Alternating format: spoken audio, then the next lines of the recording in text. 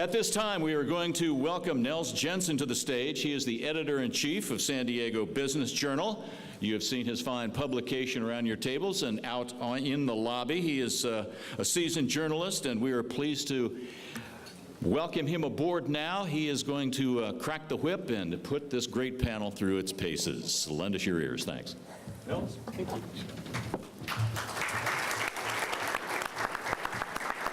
Thank you, and welcome to our panel on Dirt and Dollars, Land and Capital for North County's Industry Clusters. We have a very energetic panel here today. It's going to be quite a challenge for me to keep things on course, but that's why they pay me so well for these events.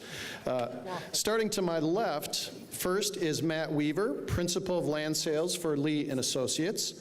Next is Rita Brandon, Senior Vice President and Development Director for Newland Real Estate Group. In the middle is Russ Vallone, Principal of Market Point Realty Advisors. Next to him would be Peter Quinn, Corporate Real Estate Advisor for the McKinney Advisory Group. And on the end, Michael McDonald, Principal of Urban Villages, San Marcos, and North City. Our agenda, if you will, we're going to do a quick little look at the forecast. Josh mentioned in his presentation about the developing economy of North County, the disproportionate growth of our clusters, and the growth in investment. So we'll see, and we'll touch base on that. We're going to dive into the factors driving development. As Bore mentioned, fees and the entitlement process, density issues. And we're also going to end up, no matter how hard we try, we're going to end up talking about housing, not just because it's the driver of our wealth and keys to our Tier 2 jobs, as Josh mentioned and Mark mentioned as well, but also because it's among all of our favorite topics. It's where we live. It's just vital to all of our lives. So first, we're going to call on Matt to give us an overview in terms of Josh mentioned inventories going up, yet prices are going up as well in terms of commercial development. Prices for land, rents. What do you see for the next 3, 4, 5 years on that front? Hi, thanks. I want to say thanks for having me too. Before I answer that, I apologize for my picture in the program. That was about 8 years ago, but that was totally intentional. Actually, I'm looking forward to the rest of this year because recently, in the business I'm in, actually things have slowed down somewhat over the last 6 months as far as land sales for probably a number of different reasons. But I can only see it getting better, at least for this year and hopefully through 2016 as well. And I think after that point, it's going to be completely it's going to depend on interest rates, what happens there. Everybody is expecting for them to go up with home prices being so high in North San Diego County. It's going to really affect the payment for home buyers, what they can afford every month. So as somebody in the crowd said, there is a lack of inventory. It doesn't meet the demand. But it's hard for me to predict what's going to happen in 3, 4, and 5 years because I think interest rates are really going to drive that. Okay, Peter, could you add to that? I'd love to. The Mark Vintner had a great statistic talking about supply and demand for housing, and we're going to be 400,000 units short in California in 2015. And that's no more evident than in North County, San Diego, where, as my buddy Jeff in the steam room last night, who deals in rare earth elements as a trader, says there's no more rare element in North County than land. So we're all keeping a close eye on development opportunities and entitlement opportunities, which certainly are becoming harder and harder to track. Okay, and how about on the commercial side? We see the increases in number of companies that have moved to North County over the past few years. In terms of do we see continued growth? How about the demand on industrial and office as well? Anybody want to weigh in on that one? I think demand continues to increase and supply has not been keeping up. I mean, it's been very difficult to build spec product in North County. In fact, anywhere in San Diego, you can still buy second, third generation product for much less than you can replace it with. but companies like Viasat that are putting pressure on the marketplace with their spectacular growth will cause some development to occur in 2015-16. Okay, and as those prices go up from natural forces, we also have other impacts in terms of fees, as Boré mentioned earlier, in terms of fees and the entitlement process. Let's talk about factors that are driving development. Rita, why don't you go next in terms of how you see the dynamic in North County in terms of development related to the entitlement process and fees. Well, I wanted to reinforce what Boris said earlier, and interesting at the break, he just told me a young woman came up to him and said, "Thank you for bringing that up, because I'm worried about where my children are going to live someday." I think that if we look at the statistics and we look at the encouraging numbers that we see from both Josh and from Mark this morning about the growth in North County, and you look at Sandag's estimates about what our North County cities are to contribute, we're expected to contribute about 86,000 jobs by 2050. In the region, in the San Diego region, 333,000 homes by 2050. The biggest challenge for delivering on those homes is the fact that we had only 6,600 permits last year, where we need to be about an average of 12,000 per year. The difficulty with delivering those homes is the time and the regulations associated with getting those projects approved. There's one other thing, is that the time is not just regulatory. The time is also from an opposition perspective. People show up regularly out of their own areas to oppose projects. And I actually heard a term the other day I want to leave with you guys, and that's called banana. Build absolutely nothing anywhere near anything. We've all heard of other phrases like NIMBY, but it's a real serious problem, because it truly is this issue of where do our children live. This millennial, and you'll cut me off if you need to, the millennial discussion is a really big one. In this county, we have 875,000 millennials, and that's between the ages of 18 to 36 to 38. Only about 25% of those millennials are at the average income to be able to afford a median-priced house.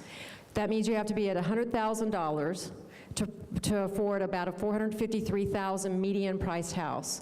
That housing cost is increasing because of the lack of inventory. Regulatory costs are indeed about 40% of the cost of a house.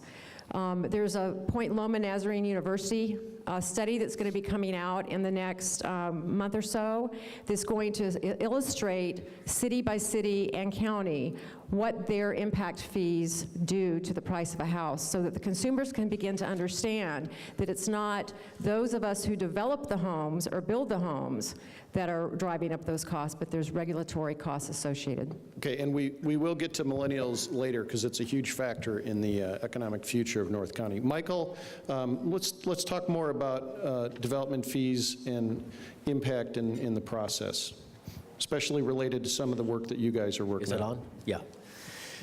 I think one of the things that cities can do is to encourage greater housing densities in those areas where it's appropriate to have housing densities. Many of the fee structures are based upon a fee per dwelling unit.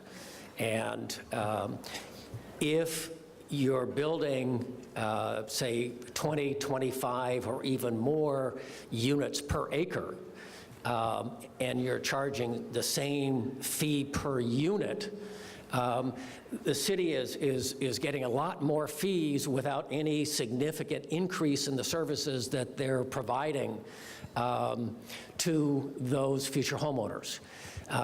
If they looked at a fee structure which gave an incentive to building greater density, I think it would go a long way to helping the problem that we're facing in all of San Diego of housing affordability. And it's a way of trying to reduce the city fee structure per unit that's developed. Okay, Russ, your turn. I would, can you hear me without this? No. I would like to put it to you this way. I live in San Diego, in the People's Republic of San Diego. Our elected leaders have advocated their responsibility, and they have moved into a scenario where they say community planning groups are the way to go. Let's bring the community involvement. It's great to get comment from the community, and you need it. You need that input because this is where people live.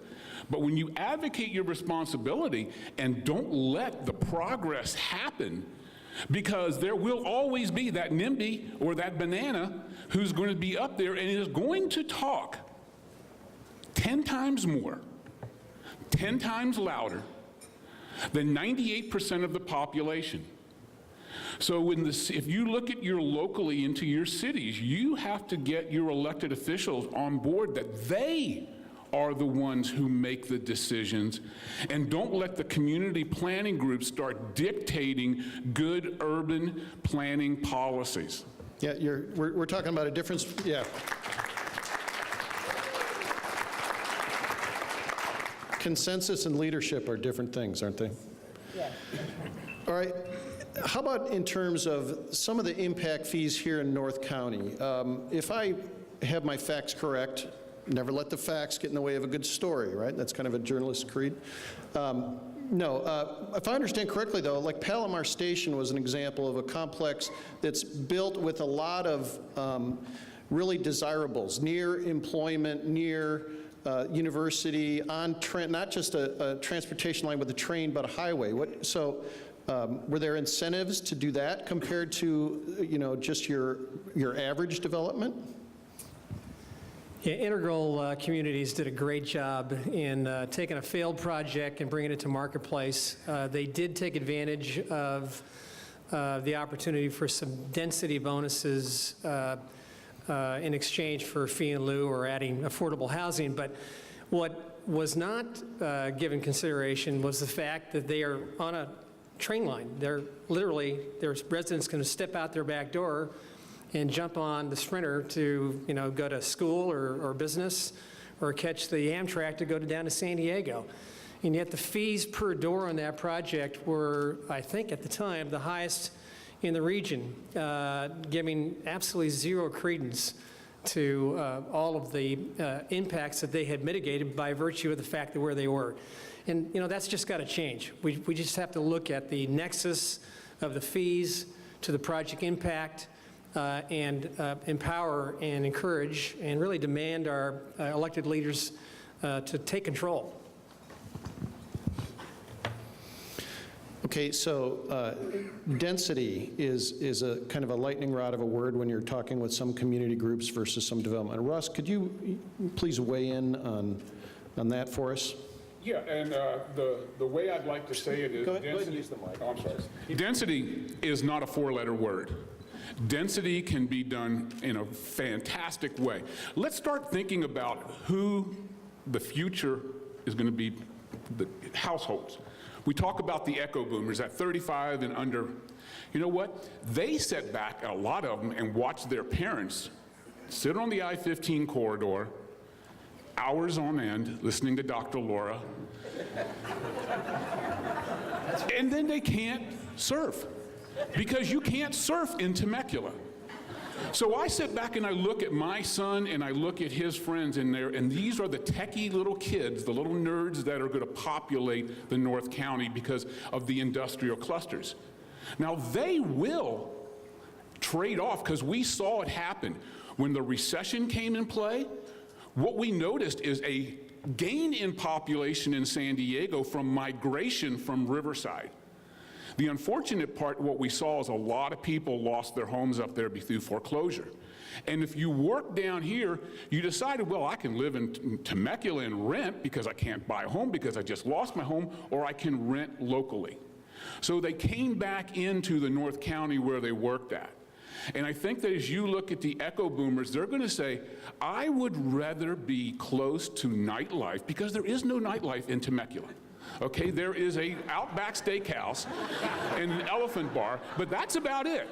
But if you want the nightlife that's associated with the coast, that's associated with a growing, vibrant Highway 78 corridor, they're going to come here and they're going to live here.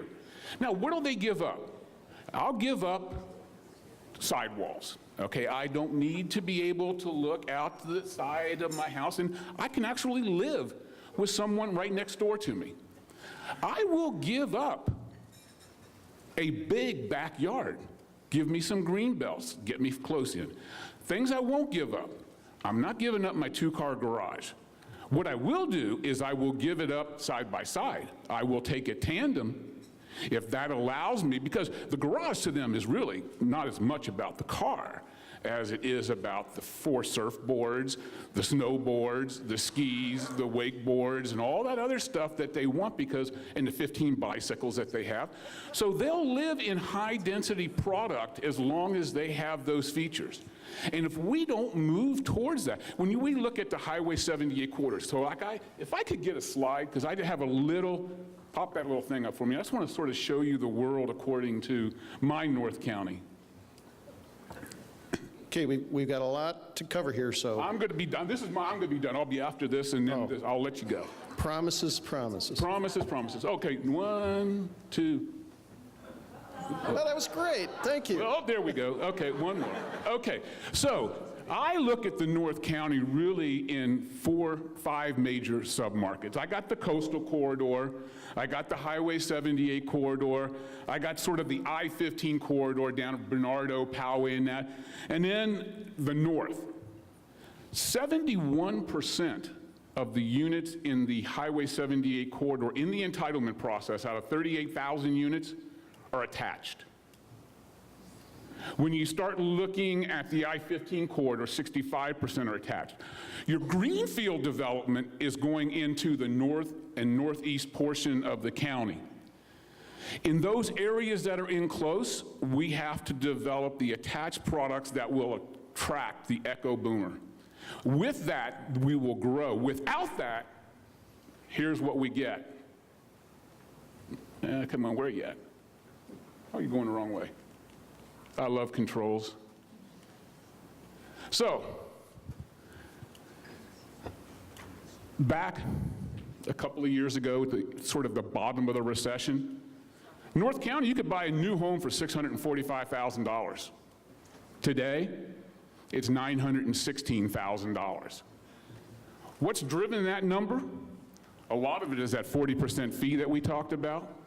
And just think about it, as it keeps going up and going up and going up, it's going to eliminate it. So then look down there at Temecula.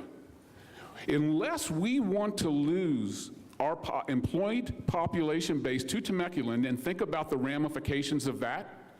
The ramifications of that are, you not only lost property tax dollars, you lost gas tax dollars, because I will tell you, being in Temecula, gas is $15 to $20 cents a gallon cheaper, and if you live up there, you're going to drive, and you're going to buy your gas up there, and you're going to not pay highway tax funds here. Okay. All right, and as an echo boomer who lives in Temecula and is trying to move down to the county, much of you say, what you say is correct. I got to get downsized before the kids can move back. I'm actually from Temecula, and I want to make sure Russ knows there's a new In-N-Out burger there and a Tilted Kill, so there is nightlife. So, Matt, why don't you talk about some of these other impacts in terms of whether it's environmental or other factors driving this? Well, one other thing I wanted to also add about impact fees is a case study on a project we are working on in Vista. In the last 5 years, impact fees, it's a 115-unit project. Fees have gone up $27,000 a door for the project that was approved 7 years ago. Because of environmental regulation, stormwater regulation, it's taken this long to get a building permit. But that $27,000 times 110 units, or 115 units, sorry, goes directly to the landowner. So really, without doing the math, because I don't do anything without a calculator these days, I don't have one, it's about $2.8 million that directly goes to the landowner. So it's kind of a little thing there that people forget. Okay, so we know reuse in brownfield is a big facet given the scarcity of land, but greenfield is not over. Rita, why don't you talk more about, in this case, whether it's Newland Sierra, the project north of Deer Springs, west of I-15 in particular, or in greenfield in general? Sure. I think Russ just pointed out that a lot of the higher density attached products need to be around the existing corridors. And many of the greenfield, which is not a dinosaur, greenfields are not dinosaurs, are going to be up the I-15.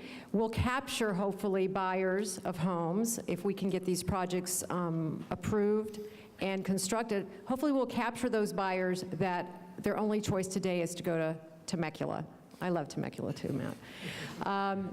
But one of the things I think that's important is when you look at the location of those greenfield and the size and the design of those greenfield, they're going to take on a lot more of the characteristics of what you call smart growth.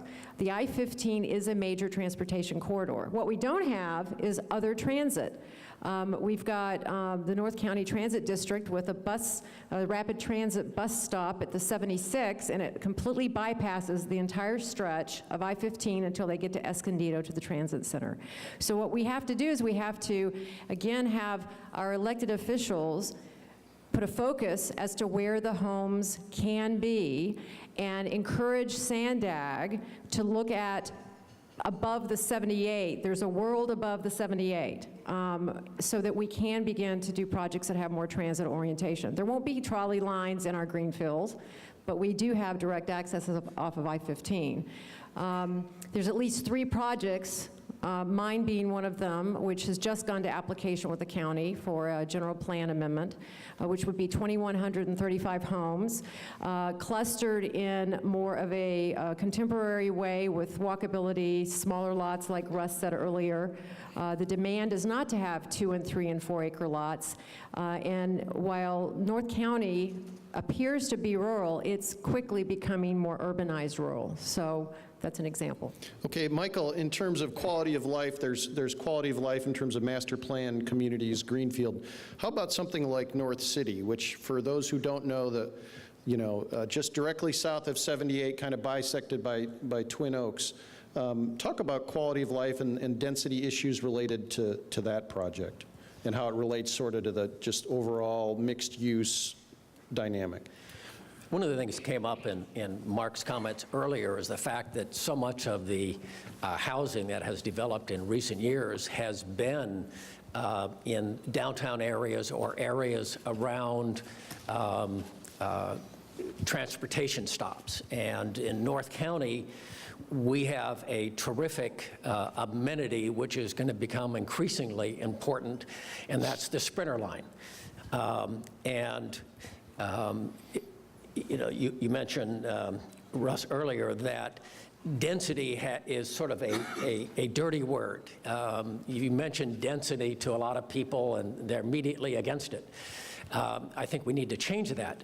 Density is terrific in the right spot, and it wants to be in an area where it's available to transportation, and hopefully when they build that tandem parking spot in the attached housing, there is the room for all the toys, and you only need 1 car for a couple because you have the transportation and you eliminate some of the other requirements for the other car.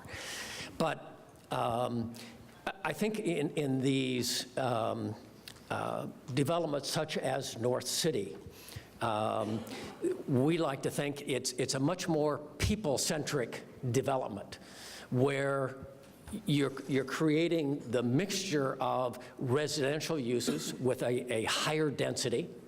You have retail in easy walkable distance. You have job opportunities where it's also in a walkable distance. So and we're fortunate enough that we have Cal State San Marcos, a tremendous asset for North San Diego County, that we like to look at it. It's a live, work, play, and educate community, all walkable. And we think this is really the future of a lot of, notwithstanding the greenfield developments, this is really the future development in North County.